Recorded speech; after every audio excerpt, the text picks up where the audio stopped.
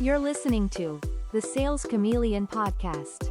Smarter sales, stronger growth, simplified. Hey there, and welcome back to the Sales Chameleon Podcast. I'm Heather Coggins, and as always, this is the podcast where selling smarter starts. Now, if you've ever dreaded handling objections in a sales conversation, I've got some pretty good news for you. Because today we're going to be flipping the script and looking at objections in a whole new way. Because, let's be honest, right? When a customer hits you with an objection, it can feel a little bit like hitting a wall.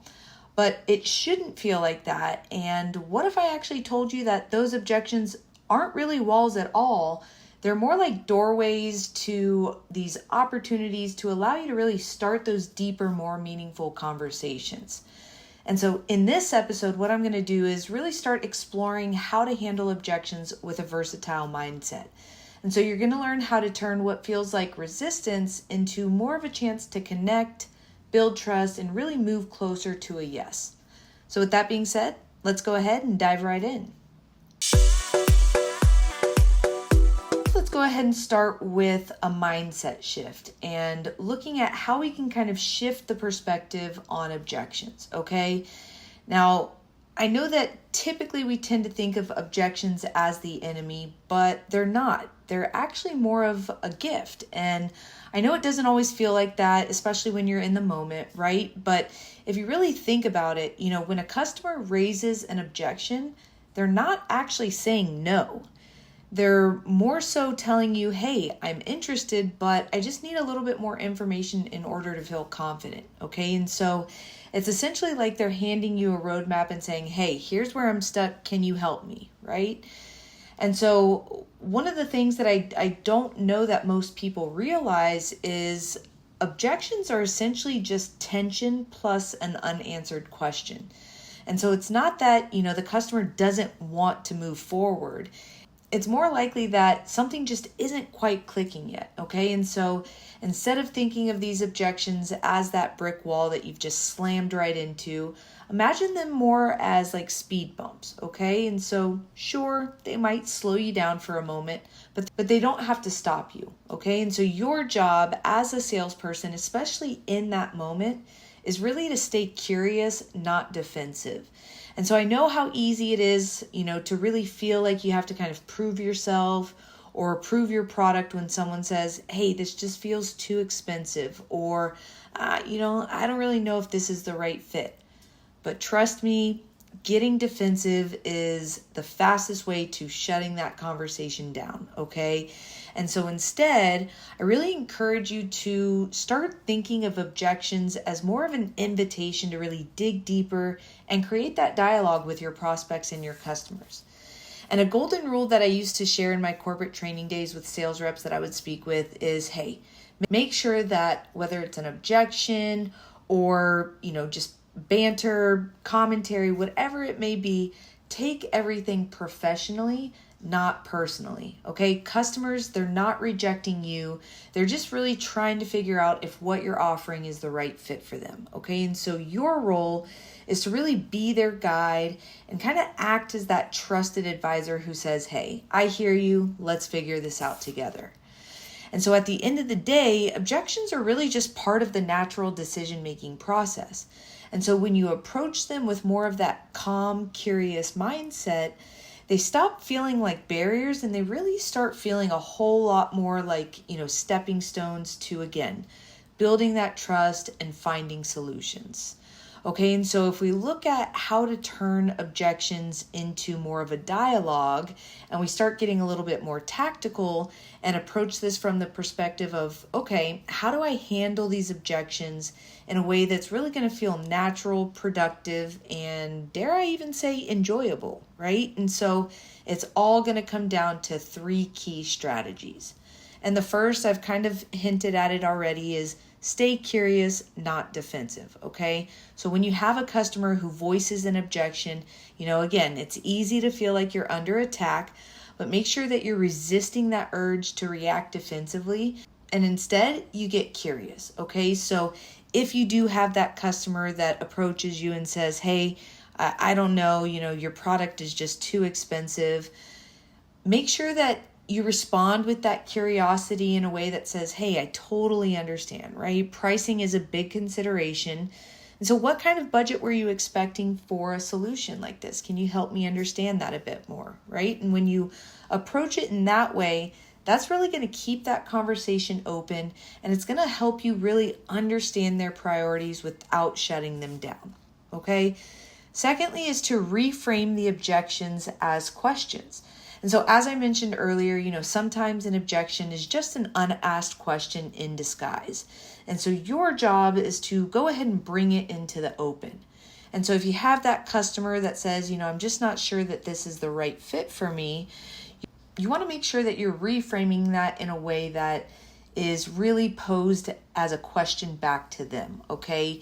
So maybe you say something like, hey, that's a great point. What would make this feel like the perfect fit for you, okay? And so when you reframe their objection, you're really inviting them to share more about their needs, more about their concerns, and what understanding those two things is going to do is it's going to give you the opportunity to address them head on.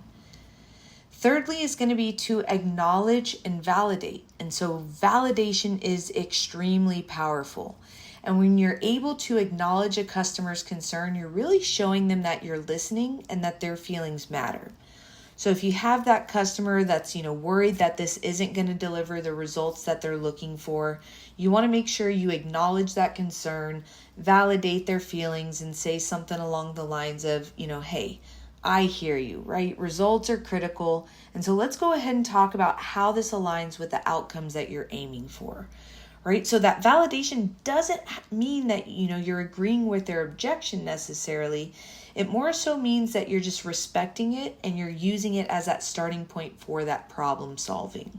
And so if we start looking at what these objections sound like in real conversation, let's just kind of take the price objection. I think we've all had a price objection from a customer. You have that person that says, I just think this is too expensive. You want to make sure that you're taking some of those key strategies in mind and you're responding in a way that says, hey, I completely understand. Budget is always a big factor. Do you mind if I ask what kind of investment you were expecting for a solution like this? And so your customer responds, honestly, I was thinking something closer to X, and then they give you a dollar amount, right? And at that point, you want to go ahead and say, hey, thanks for sharing that. Let's go ahead and break down the value and see if we can go ahead and align this with your goals. And so you can notice how that curiosity really opens the door to that deeper conversation instead of shutting it down, okay? And so when we look at, a real life conversation from the perspective of validating their concern, let's look at that customer who has the objection of fit. Okay, I'm just not sure that this is the right fit for us. Again, you want to make sure you validate that concern and, you can handle that in a way that says something along the lines of, hey, I get it. That totally makes sense. It's definitely important to make sure that you're getting this right. What specific concerns do you have about the fit? And so maybe they respond something along the lines of, I'm just worried it's not going to integrate smoothly with what we already have. And so you come back with, hey, that's a great question. Let me go ahead, walk you through how this integrates and give you a real world example of a similar setup, okay? So again, by validating their concern, by addressing it with those specifics, you're allowing yourself to build that trust and build confidence with that customer. And so if we start kind of bringing the episode to a close and bring everything together with a few key takeaways, just remember, objections are opportunities, not obstacles, okay? So you want to make sure you're staying curious and that you approach objections as more of a chance to really learn more about your customer. And then you want to make sure that you're acknowledging and really validating their concerns before you end up guiding that conversation towards any solutions. And so as like an actionable item, something you can take away from this, take a few minutes today and, really think about the most common objections that you hear in your sales conversations. And then go ahead, write down 3 of them. And for each one that you have, go ahead and craft a curious dialogue opening response. And then practice those responses with a friend, practice with a colleague, or if you don't have anybody to practice with, or maybe you just feel more comfortable doing it alone, go ahead and practice in front of a mirror. And the more comfortable you get with handling these objections, the more natural and confident you're going to feel when they actually come up in real conversations. Okay? So that's going to be a wrap for this episode of The Sales Chameleon. Again, please make sure you're remembering handling objections isn't about defending your product. It's all about deepening the conversation and building that trust. Also, be sure to hit the subscribe button so that you never miss an episode. And until next time, keep selling smarter, stay versatile, and I will catch you on the next one. Thanks for listening to the Sales Chameleon podcast.